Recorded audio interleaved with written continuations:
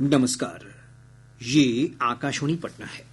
अब आप खालिद रशीद से प्रादेशिक समाचार सुनिए। पहले मुख्य समाचार। संसद का बजट सत्र कल से हो रहा है शुरू। वित्त मंत्री निर्मला सीतारमण 1 फरवरी को लोकसभा में पेश करेंगी आम बजट।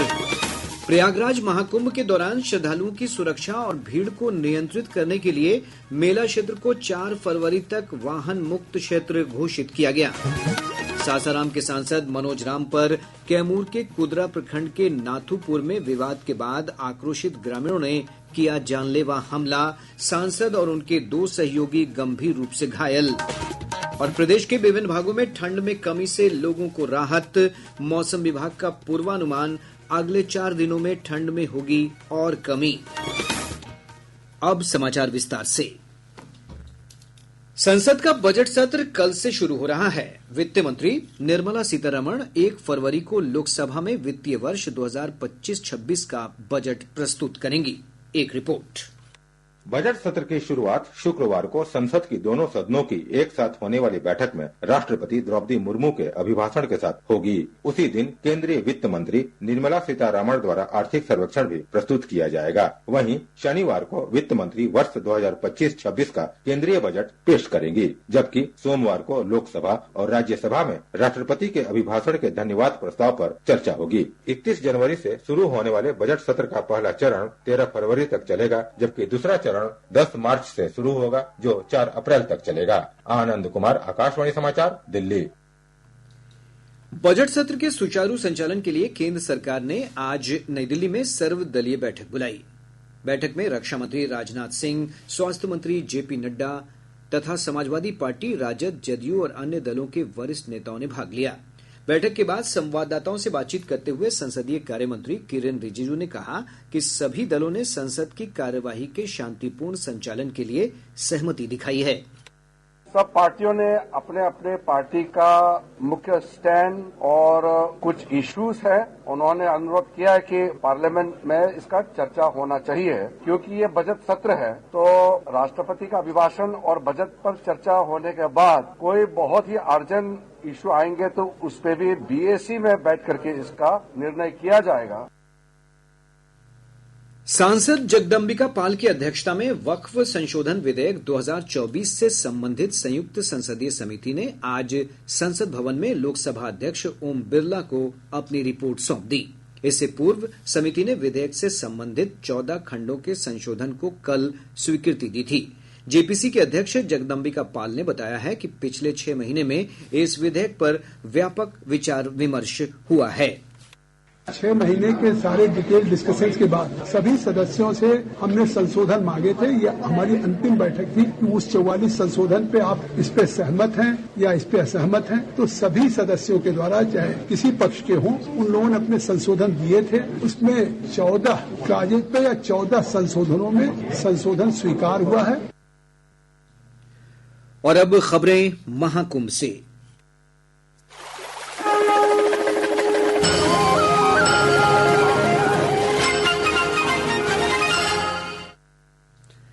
उत्तर प्रदेश सरकार ने प्रयागराज के महाकुंभ मेला क्षेत्र को 4 फरवरी तक वाहन मुक्त क्षेत्र घोषित कर दिया है।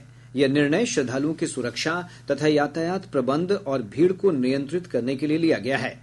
आकाशवाणी से बातचीत में यातायात को लेकर अपर पुलिस अधीक्षक अंशुमान मिश्र ने बताया कि मेला क्षेत्र में केवल आवश्यक सेवाओं वाले वाहन को ही प्रवेश की अनुमति दी जाएगी। इस स्थिति में सीमित परमिसिबल वाहन जिनको परमिट दिया जा रहा है, जो हमारी विशेष सेवाओं में लगे हैं, इसके अतिरिक्त वाहनों के बाहर जाने को तो अनुमति किया जा रहा है, लेकिन हम मेले में एंट्री लेने के लिए अनुमति इनको नहीं किया जा रहा है। कोई दुर्घटना न हो, इसके दृष्टिगत ये अभी तात्कालिक निर्णय लिया गया है और जैसे जैसे हम जल्दी ही इसको क्लियर करा लेंगे और हम सभी के लिए फ्री मूवमेंट अलाउ करवा देंगे। हमारे संवाददाता ने बताया है कि कल संगम घाट की भगदड़ में 30 लोगों की मृत्यु हो जाने के कारण राज्य सरकार ने श्रद्धालुओं की सुरक्षा सुनिश्चित करने के लिए कई उपाय किए हैं। उत्तर प्रदेश के मुख्य सचिव मनोज कुमार सिंह और पुलिस महानिदेशक प्रशांत कुमार ने प्रयागराज पहुंचकर घटना की जांच शुरू कर दी है। एक रिपोर्ट। उत्तर प्रदेश के मुख्य सचिव और पुलिस महानिदेशक 3 फरवरी को बसंत पंचमी पर होने वाले अगले अमृत स्नान के लिए महाकुंभ की व्यवस्थाओं की गहन समीक्षा करेंगे। मेला क्षेत्र में व्यवस्थाओं को सुचारू रूप से संचालित करने के लिए राज्य सरकार ने 2019 कुंभ के दौरान प्रयागराज के मंडलायुक्त रहे आशीष गोयल और इलाहाबाद विकास प्राधिकरण के उपाध्यक्ष भानु गोस्वामी को नियुक्त किया है। इसके अलावा मेले की व्यवस्थाओं में सहायता के लिए विशेष सचिव स्तर के 5 अधिकारियों को 12 फरवरी तक प्रयागराज भेजा गया है। महाकुंभ में बेहतर प्रबंधन और सुरक्षा के लिए पुलिस अधीक्षक स्तर के अधिकारियों की भी तैनाती की जाएगी। दीपेंद्र कुमार, आकाशवाणी समाचार, प्रयागराज।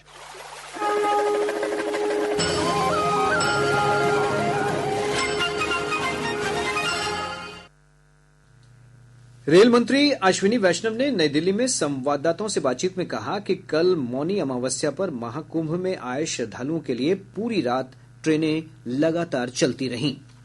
महाकुंभ में जो श्रद्धालु भक्तजन आए हैं उन सब के रेलवे की सर्विसेज के लिए कल करीब 364 ट्रेन चली है। इवैक्यूएशन की कंटिन्यूसली रात भर पूरी टीम वॉर रूम में रही है और लगातार राज्य सरकार के साथ कोऑर्डिनेशन करके करीब 12 लाख से अधिक श्रद्धालुओं को रेलवे के माध्यम से अपने गंतव्य स्थान तक पहुंचाया गया है। प्रयागराज महाकुंभ में मौनी अमावस्या पर हुई भगदड़ में बिहार के 9 लोगों की मौत हो गई। इनमें 8 महिलाएं हैं। प्राप्त जानकारी के अनुसार मृतकों में गोपालगंज की 4, औरंगाबाद की 2 तथा मुजफ्फरपुर और पटना की 1 महिला शामिल हैं। वहीं एक अन्य मृतक की पहचान पश्चिम चंपारण के रामनगर निवासी रामेश्वर चौबे के रूप में हुई है। रामेश्वर चौबे का शव आज उनके पैतृक गांव तौलाहा लाया गया। उत्तर प्रदेश सरकार द्वारा मृतकों के शवों को उनके पैतृक गांव भेजा जा रहा है। कैमूर जिले के कुदरा थाना क्षेत्र अंतर्गत नाथुपुर गांव के पास मुख्य सड़क पर स्थानीय ग्रामीणों के साथ विवाद के बाद मारपीट में सासाराम के सांसद मनोज राम गंभीर रूप से घायल हो गए। इस घटना में सांसद के भाई और उनके एक अंगरक्षक को भी गंभीर चोटें लगी हैं।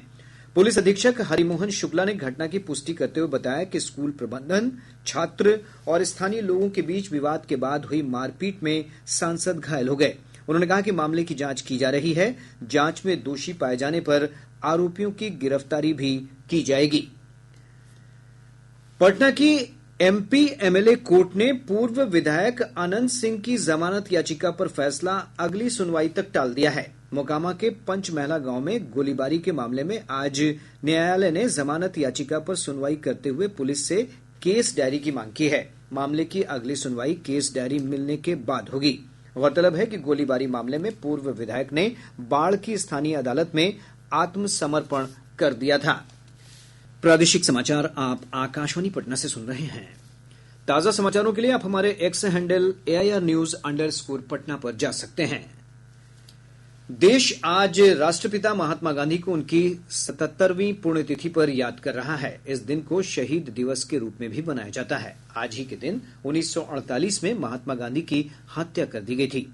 इस अवसर पर दिल्ली में राष्ट्रपिता की समाधि स्थल राजघाट पर आज सुबह सर्वधर्म प्रार्थना सभा का आयोजन किया गया। राष्ट्रपति द्रौपदी मुर्मू, उपराष्ट्रपति जगदीप धनखड़ और विपक्ष के नेता राहुल गांधी ने महात्मा गांधी की समाधि पर पुष्पांजलि अर्पित की।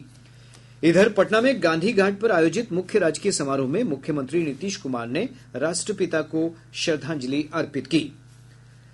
पछुआ हवा का प्रभाव कम होने से राज्य के अधिकतर भागों में ठंड में कमी हुई है। विभिन्न स्थानों पर न्यूनतम और अधिकतम तापमान में 2 से 3 डिग्री सेल्सियस की वृद्धि दर्ज की गई है। मौसम विज्ञान केंद्र पटना के वैज्ञानिक ने बताया है कि अगले 4 दिनों तक राज्य के अधिकतर भागों में न्यूनतम तापमान में वृद्धि का सिलसिला जारी रहेगा। वहीं राज्य के उत्तरी भागों में हिमालय की तराई वाले जिलों में सुबह और शाम के समय घना कोहरा छाये रहने की भी संभावना है। अगले 2 दिनों के दौरान राज्य के उत्तरी भागों के 1 या 2 स्थानों पर घना कुहासा, जबकि राज्य के शेष भागों में सुबह के समय हल्के से मध्यम स्तर का कुहासा छाये रहने की संभावना है। अगले 4 दिनों के दौरान राज्य के न्यूनतम तापमान में 2 से 3 डिग्री सेल्सियस की क्रमिक वृद्धि होने का पूर्वानुमान है। तत्पश्चात तापमान में कोई विशेष परिवर्तन होने की संभावना नहीं है। मुख्यमंत्री नीतीश कुमार ने प्रगति यात्रा के क्रम में आज मधेपुरा जिले में 288 करोड़ रुपए से अधिक की 37 विकास योजनाओं का उद्घाटन और शिलान्यास किया। श्री कुमार ने इस दौरान रसलपुर धुरिया पंचायत के कलासन गांव में आयोजित कार्यक्रम में जीविका दीदियों और योजनाओं के लाभुकों से संवाद भी किया।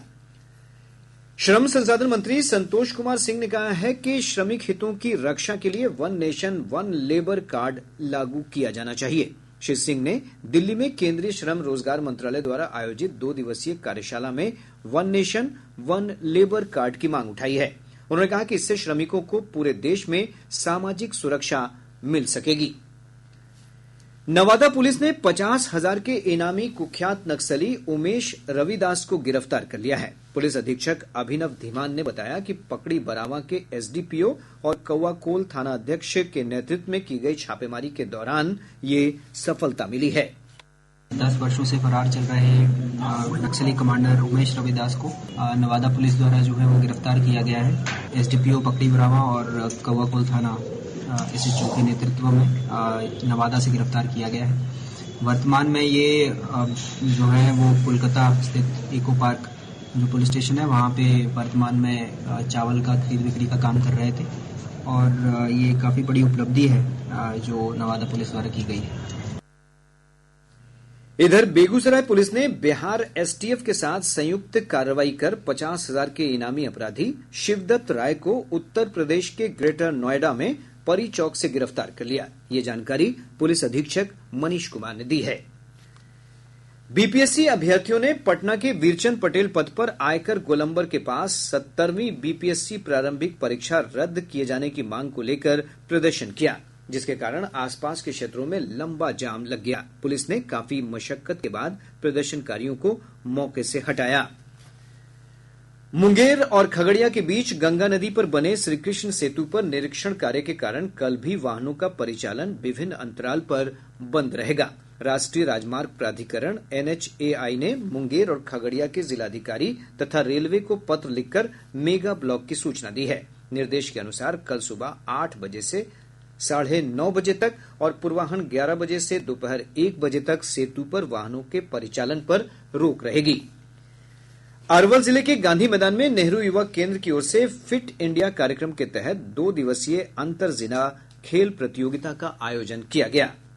भोजपुर जिले के कृष्णगढ़ थाना क्षेत्र में 28 जनवरी को हुई हत्याकांड के 2 अभियुक्तों ने न्यायालय में समर्पण कर दिया। पुलिस अधीक्षक राज ने बताया कि इन अभियुक्तों को रिमांड मांगी जाएगी। पश्चिम चंपारण जिले के रामनगर थाना क्षेत्र अंतर्गत घागड़ा टोला में पुलिस और एसटीएफ ने संयुक्त छापेमारी कर भारी मात्रा में अंग्रेजी शराब बरामद की है।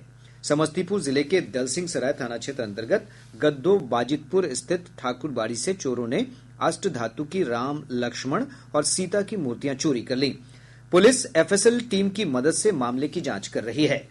गोपालगंज के प्रभारी मंत्री कृष्णनंदन पासवान ने आज समाहरणालय सभागार में आयोजित कार्यक्रम में विभिन्न योजनाओं के लाभुकों के बीच चेक, जमीन का पर्चा और ट्राईसाइकिल का वितरण किया। और अब अंत में मुख्य समाचार एक बार फिर। संसद का बजट सत्र कल से हो रहा है शुरू। वित्त मंत्री निर्मला सीतारमण 1 फरवरी को लोकसभा में पेश करेंगी आम बजट। प्रयागराज महाकुंभ के दौरान श्रद्धालुओं की सुरक्षा और भीड़ को नियंत्रित करने के लिए मेला क्षेत्र को 4 फरवरी तक वाहन मुक्त क्षेत्र घोषित किया गया। सासाराम के सांसद मनोज राम पर कैमूर के कुदरा प्रखंड के नाथुपुर में विवाद के बाद आक्रोशित ग्रामीणों ने किया जानलेवा हमला। सांसद और उनके 2 सहयोगी गंभीर रूप से घायल। और प्रदेश के विभिन्न भागों में ठंड में कमी से लोगों को राहत। मौसम विभाग का पूर्वानुमान, अगले 4 दिनों में ठंड में होगी और कमी। इसके साथ ही आकाशवाणी पटना से प्रसारित प्रादेशिक समाचार का ये अंक समाप्त हुआ।